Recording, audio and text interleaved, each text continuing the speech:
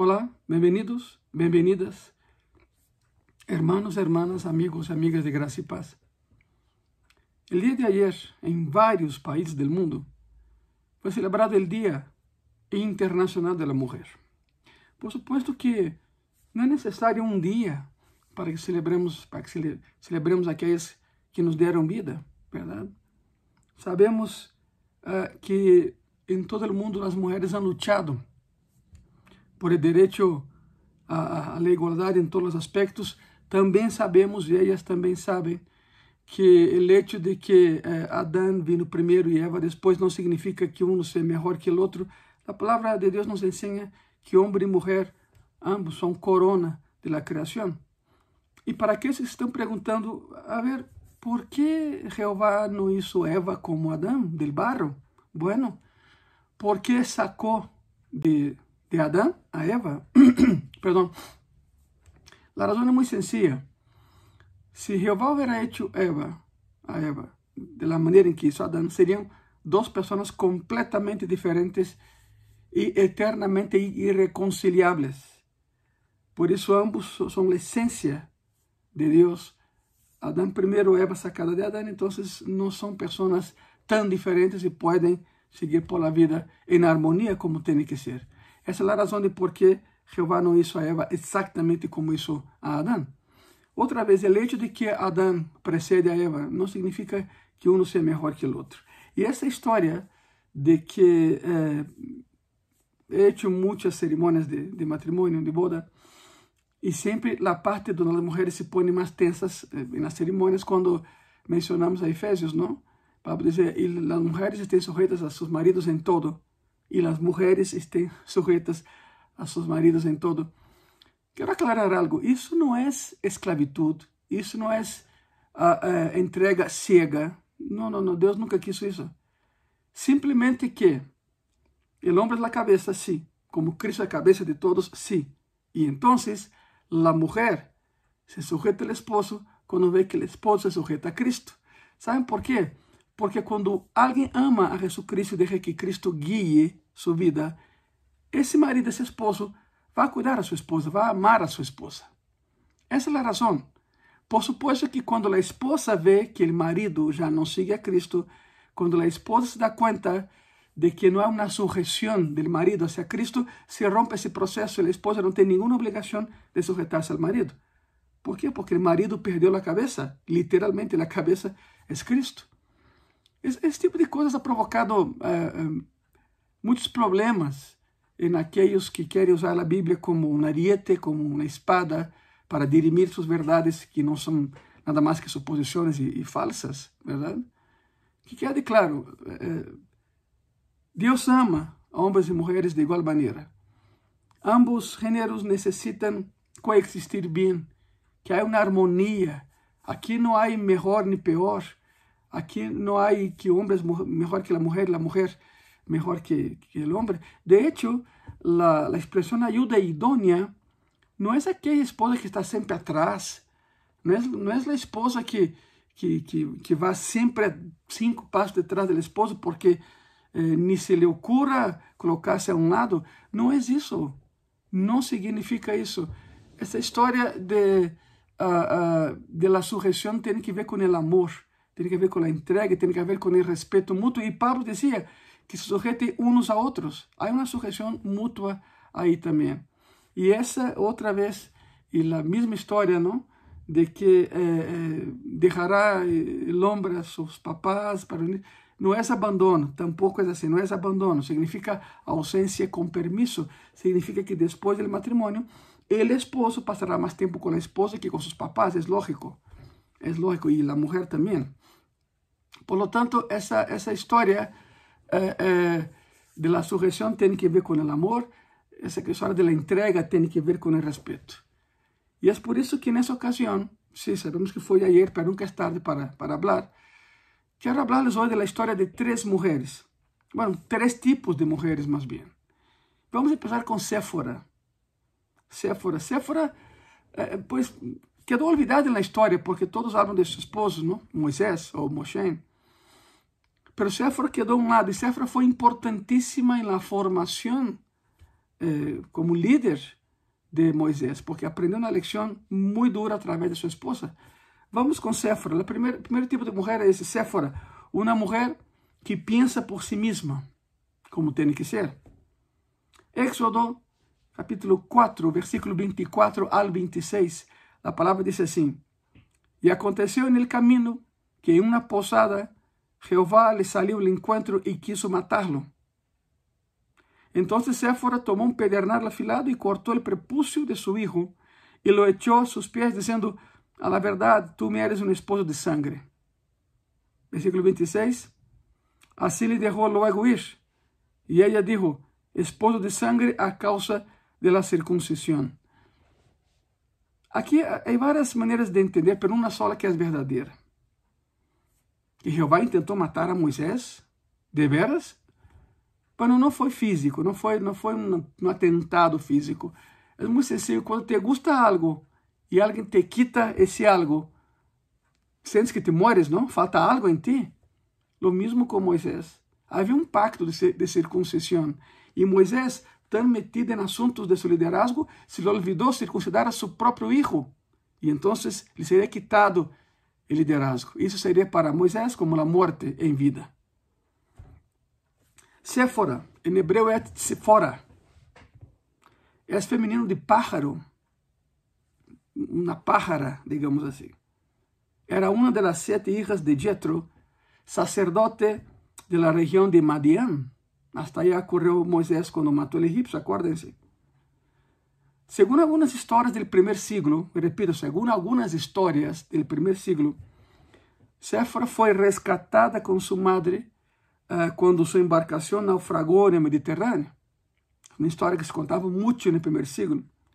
Era uma mulher de fortes convicções, tanto, escute isso, tanto que tomou um lugar que não lhe correspondia por necessidade, porque havia necessidade de hacerlo, porque os incircuncisos não têm uma relação com o pacto de Deus e estão sem sua proteção. Ou seja, Moisés não circuncidou a seu filho, então lo deixou fora do pacto, e Séfora então teve que hacerlo. Mira o que diz Ezequiel 28, versículo 10. De muerte de incircuncisos morirás por mano de extranjeros, porque já he hablado, dice Jehová el Señor. O sea, Moisés, por no hacer lo que tenía que hacer, por no circuncidar a su hijo, lo estaba condenando a la muerte, estar fuera del pacto, y por eso Séfora tomó una actitud que no era de ella, un lugar que no le pertenecía, y hizo algo que era para que Moisés lo hiciera y no lo hizo. La circuncisión. ¿Por qué a Moisés se le fue la onda? Se le fue las canicas, ¿no? Porque se metió tanto con el ministerio que olvidó la familia. Y ese es el problema de varios ministros hoy en día. Y hablo de pastores, hablo de evangelistas, bueno, se enfocan tanto en el ministerio que dejan a un lado la familia y creen que esa es la voluntad de Dios. Están completamente equivocados. Hay un orden en la Biblia, hay un orden. El orden es Dios, familia, ministerio. Te lo voy a repetir. Dios, familia y ministerio. Alguna vez en algún lugar, que no voy a decir, porque no tiene caso, en un congreso pastoral, había miles de pastores. Yo mencioné eso, yo mencioné la escala de Dios. Dios, familia y ministerio. E houve pessoas que se molestaram comigo, não entenderam. Um deles se levantou e me disse: Hermano Ângelo, ¿dónde está isso na Bíblia? ¿Dónde está esse ordem na Bíblia? Le dije: hermano, ¿usted lee su Bíblia? Se enojou mais todavía. E le dije: se la lee, sabe que em Gênesis há essa proporção, há esse segmento. Primeiro, Deus hizo a família, depois les deu o ministério, senhorear de tudo isso, e então Deus, família e, por último, ministério. Se alguém inverte as coisas, perde todo. Perde família, perde ministério, perde todo. Ao menos diminui a intensidade do ministério. Não. O ordem de Deus é este. Primeiro é Ele, depois a família que Ele criou, depois o ministério que Ele deu à la família. Séfora le disse a seu esposo, esposo de sangre, disse a Moisés. Al 8º dia de nascido, o sea, el día de la circuncisión, se hace el famoso Brit Milá. Brit Milá é a circuncissão no 8º dia de nascido. É quando se dá nome ao ninho. ¿Por que el 8º dia? ¿Por que el 9º? ¿Por que no el 7º? Bueno, sabemos que Deus é perfeito e todo lo que Ele hace é perfeito, ¿verdade? Ok. En el varón, al 8º dia de nascido, há uma enzima chamada protrombina X. E essa enzima está a nível máximo no corpo del varón. Essa enzima é coagulante, antisséptica e analgésica.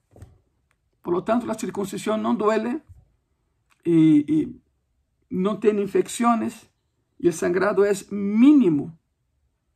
Te imaginas no Éxodo, milhões de pessoas sendo circuncidados aí el dia que quieran? Não. A arena é sucia. Muitos niños moririam por infecção. É por isso que Deus programou ao 8º dia. Também há um elemento espiritual, claro que sim. Há um elemento judío, claro que sim. O 8º dia, Deus mais o homem, verdade? Pero mais que isso, Deus é tão lógico que programou essa enzima, a protrombina X, para estar ao tope de sua efetividade ao 8º dia. Ao 9º dia já está mais abaixo. Não está al 100%, está al 60%, 50%. Por lo tanto, Deus é perfeito em sua perfeição. Ele determinou o dia para hacer la circuncisión. Es una enzima que es coagulante, antiséptica y analgésica. El cuadro es muy diferente cuando se circuncida después de 8 días de nacido. Hay dolor, hay sangrado y una posible infección. La pregunta es, ¿por qué Moisés no había circuncidado a Gerson, su hijo, cuando tenía que haberlo hecho? Bueno, no lo sabemos, pero parece ser que había mucho activismo en el líder, en Moisés, y se le pasó, se le olvidó. Por eso esposa de sangre significa esposa de muerte, porque fuera del 8º día hay más sangrado y una posible muerte del infante. Por eso la esposa, Séfora, menciona esas palabras tan duras. Y fue necesario, otra vez, cuando el hombre de Dios no hace lo que se supone debe hacer un hombre de Dios, la esposa toma su lugar. El esposo es cabeza. Ahora, escuche eso. Cuando Pablo escribe a los Efesios, da instrucciones matrimoniales, porque Efesios 6 está hecho para esposa, para esposa e hijos. Pablo menciona los 3 grupos ahí. Pero cuando habla del esposo, dice el esposo sea cabeza de la mujer. Ok. Y Pablo usa una palabra que nunca se había usado en griego para cabeza. Por ejemplo, estaba el término que cabeza militarmente hablando, un general. Está cabeza para alguien que cuida a los heridos y es líder de un grupo de médicos, etc. Pero cuando Pablo escogió la palabra para cabeza en ese pasaje, escogió una palabra que simplemente no se usaba en el mundo greco-romano para designar al esposo, al papá. La palabra es kefalé, porque el significado de kefalé es aquel que ama, suple y protege. No es el que grita, golpea y es violento. Eso no es kefalé. Por lo tanto, el esposo como cabeza tiene que amar, suplir, proteger a su esposa y a su familia. Cambia todo el panorama, ¿verdad? Pero fue la palabra que Pablo utilizó ahí y creó una crisis en el imperio porque esa palabra nunca sería usada en ese contexto y Pablo la usó sabendo lo que iba a provocar. Ok, esa es Séfora, una mujer que piensa por sí misma. ¿Verdad? Una mujer que dice, si mi esposo no lo va a hacer, yo lo voy a hacer. Tenemos en la iglesia, así como en todas las iglesias del mundo, mujeres que llegan solas con sus hijos. Porque el esposo no quiere nada con Dios. Y llega con sus hijos. La palabra dice, y Pablo menciona muy bien, casar en yugo desigual no es casar un converso con un cristiano. También va por ahí. Pero yugo desigual es hacer lo que el otro hace. O sea, no haga lo que el otro hace, no hagas lo que el pagano está haciendo. Por eso, si el esposo no quiere la iglesia, la esposa agarra a sus hijos y va a la iglesia a buscar a Jehová. Porque según la palabra de Dios, el que no es santificado será santificado a través de la esposa que se santifica. Y al revés. Por lo tanto, Séfora é uma mulher que pensa por si mesma. Tu, minha irmã e minha amiga que me está vendo, é uma mulher completamente capaz de pensar por si mesma. E se estás casada, sujeita a tu marido em todo. E esse em todo implica sempre e quando não afecte tu relação com Deus, tu comunhão com Cristo. Esse é o todo. Porque anteriormente se falou disso, verdade?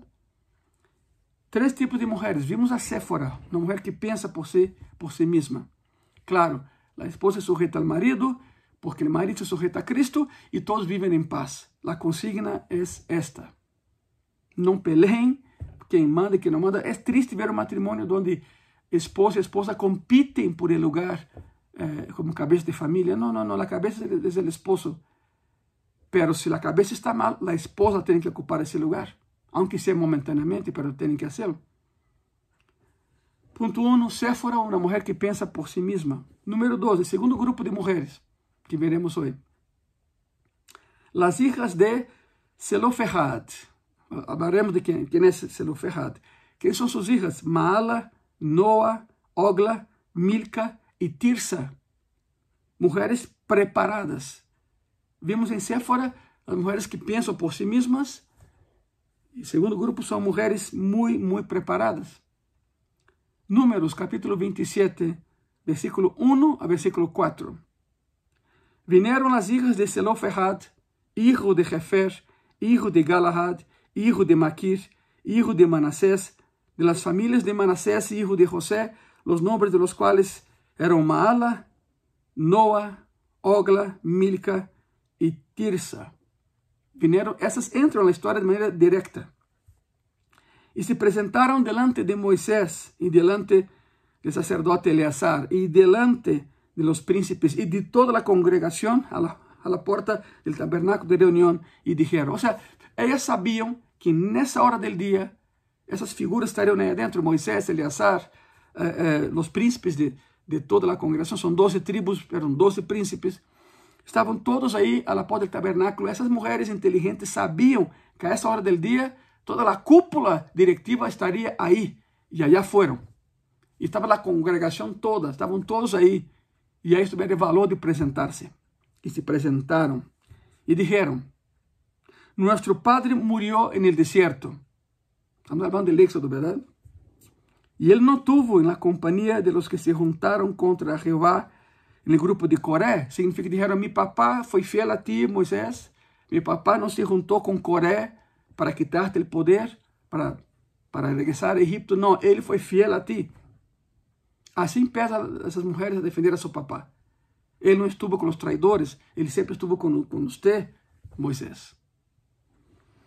Sino que em seu próprio pecado murió e não tuvo hijos. Significa, ele murió de viejo, ele não murió porque se rebelou, porque acuérdense a sentença, não? Quando Coré tentou regressar a los hebreus a Egipto, rebelando-se em contra de Moisés, todos morreram. Por isso ela defende, mi papá não morreu por isso, mi papá morreu em seu próprio pecado, se mi papá morreu de viejo, mi papá não morreu por la rebelião.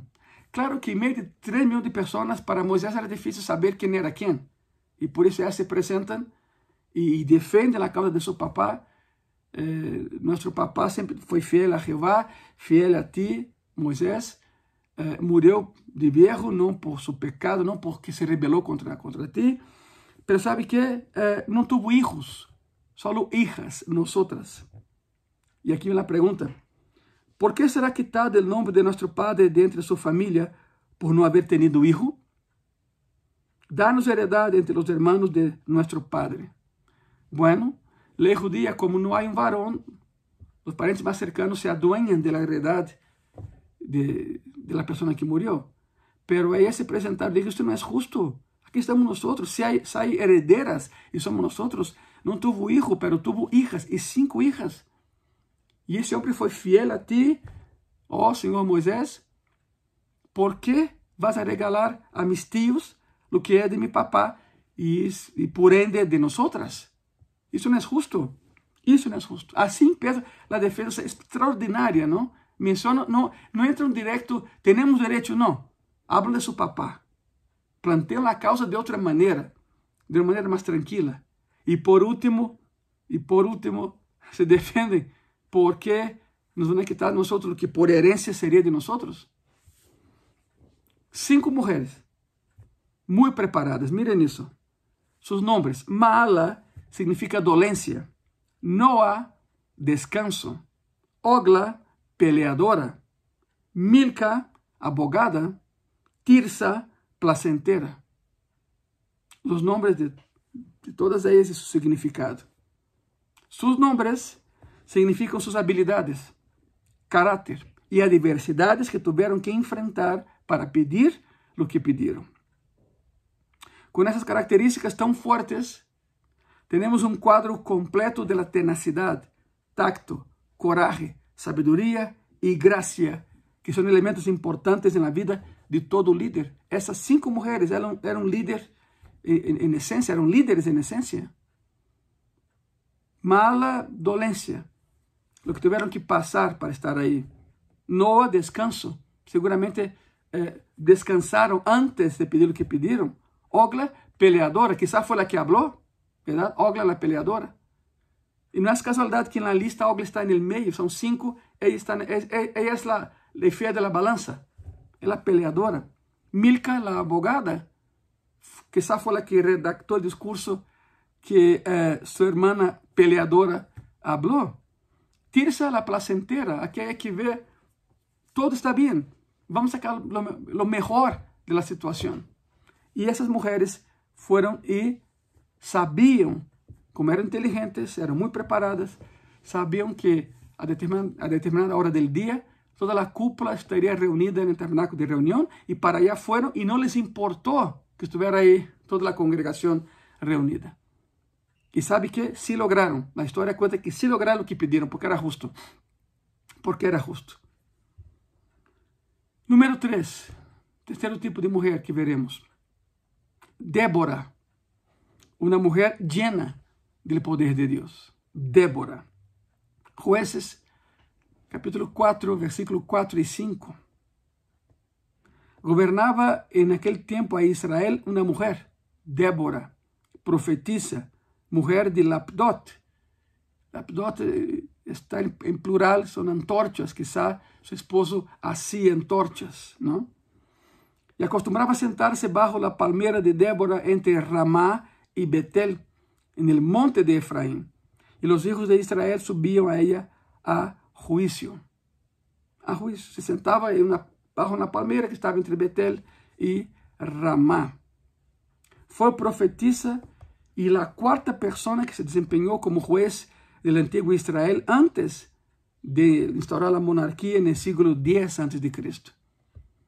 Débora, abeja, su nombre significa abeja, quizá era muy rápida, porque las abejas son muy rápidas, ¿verdad? Quizá era muy rápida, pero cuando hablaba duro. Ahí está el aguijón, ¿verdad? De las abejas.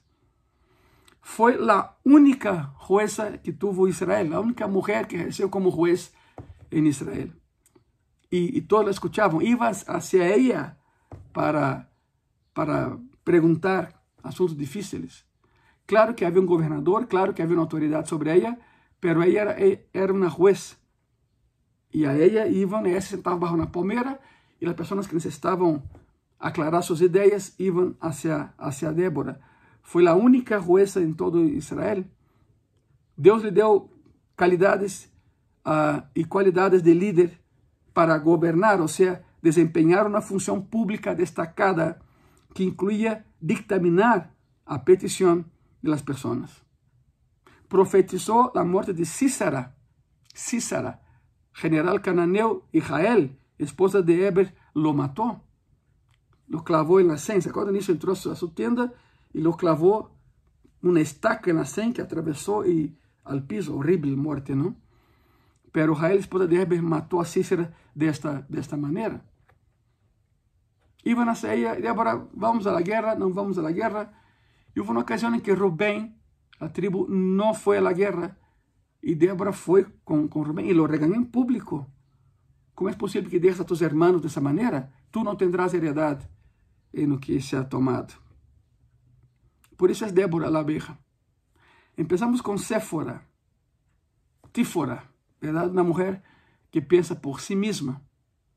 Seguimos con las hijas de Zelofehad, mujeres muy preparadas, Maala, Noa, Ogla, Milca y Tirsa, que foram ante Moisés, tiveram o valor de plantar-se aí, porque falar com Moisés não era nada fácil. Como hablas tu com alguém que vê a Deus cara a cara e habla com Deus todos os dias, verdade? As pessoas entram em pânico. Essas 5 mulheres não. Se apresentaram ante Moisés, prepararam seu argumento muito bem, cerraram brechas nesse argumento para que não houvesse nenhuma discussão. E foram com Moisés, e foram com os 12 príncipes, delante de toda a congregação, e dijeron, é justo que a mi papá, que te defendeu, Moisés, que caminhou contigo, le quiten a terra, a heredade, que tu le habías prometido, e passe isso a mis tios, porque são homens. Não, mi papá não tuvo hijos, pero tuvo hijas, e aqui estamos las 5. Não é justo, não é justo. E sim, Moisés terminou a favor de elas e se les entregou a heredade de seu papá, a herança de seu papá.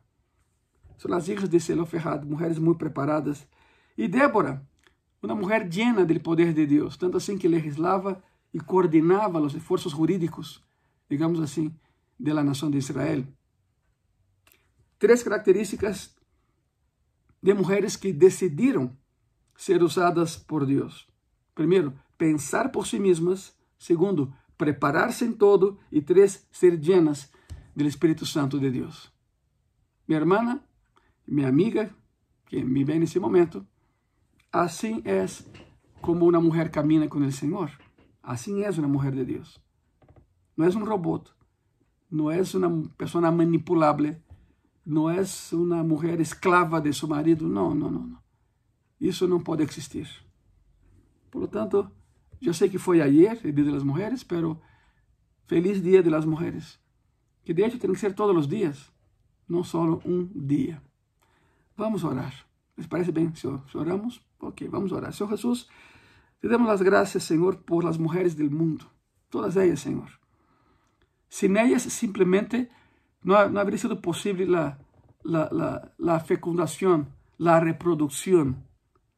E mais allá disso, Padre Santo, mais allá disso, está o factor de la herencia conjunta, del comando conjunto, Senhor, de que tanto homens quanto mulheres são coronas de tu criação. Aqui não há melhores nem piores.